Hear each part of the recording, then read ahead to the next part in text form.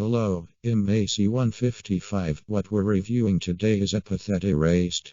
Just note that I will give a brief story of the first season, so there will be a text saying where to skip it. Ready?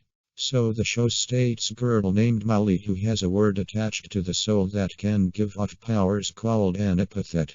Only 1/5 of the people on the world have it. So Molly was at a library for a field trip with his irresponsible dad who'd be type to not do anything when she shoots up a school and blame it on video games. Media jokes aside, while going off, a random professor passed him and the epithet rubbed off of Molly and ended up making her go to sleep. When she woke up during the night, she then went to call the cops, but the minute that happened, a group of Pokemon trainers broke in to steal a certain object. The Arsene amulet. An artifact able to steal others' epithets. Anyways, so after that, Molly, the staff who have night shifts, proceed to destroy Team Magmu and left the gym leader, Giovanni Pataj, left.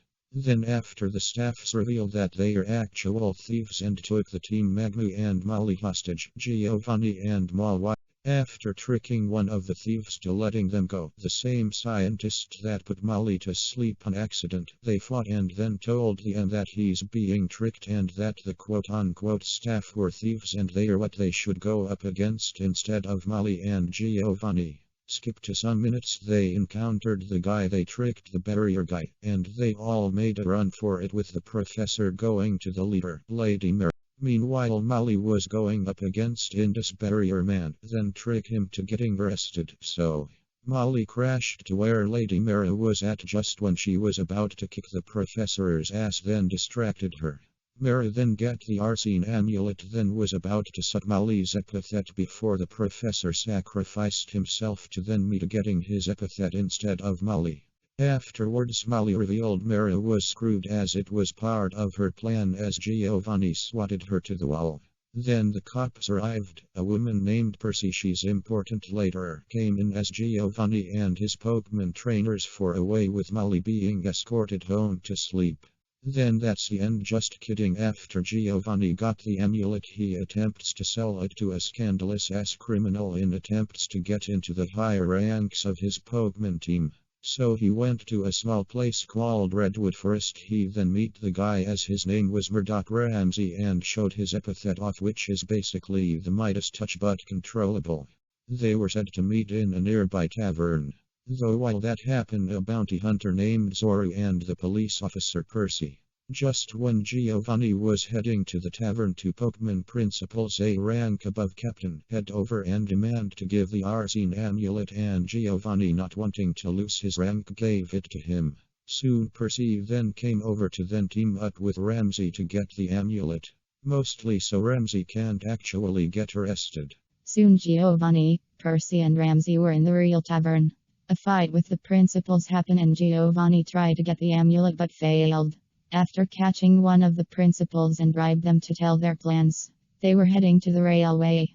One principal then encounters Zora and reveal her epithet to be the ability to age and regress things and head to Percy and Ramsey. There they had a showdown to who wins, get Ramsey and the amulet.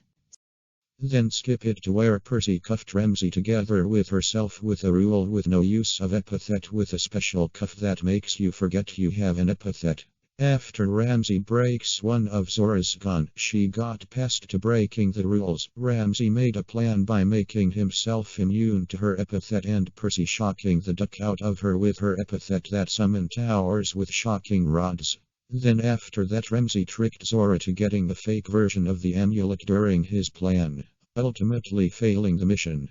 Then he gave the amulet to Percy, then got arrested after Percy found out that it's Ramsey. Afterwards it skipped to Molly and her friends waking some guy up on the beach and all of them screaming. Ending Season 1. Some of the jokes there were clever and funny. The art style is pretty cool and I love how creative they got with the epithet, like one vice principal having the epithet coupon and being able to use perks like extra attacks on the person he gives it to. Though there are problems I have with the show. So when I watch the first episode, the first thing I dislike is how instead of animation they tend to slide images and stills, which to me don't call it an animated series. Sure, you can argue that he is trying to save up the money, but money he has a Patreon and can always ask for their financial support anytime. I have even researched to see that as of right now, he makes $100,000 to $1 million. So I'm pretty sure it wouldn't be much of a big deal. They even have a studio on their side of who animated the Castlevania series on Netflix, so having them slide images and stills while they have all sorts of stuff backing them up is kind of dumb.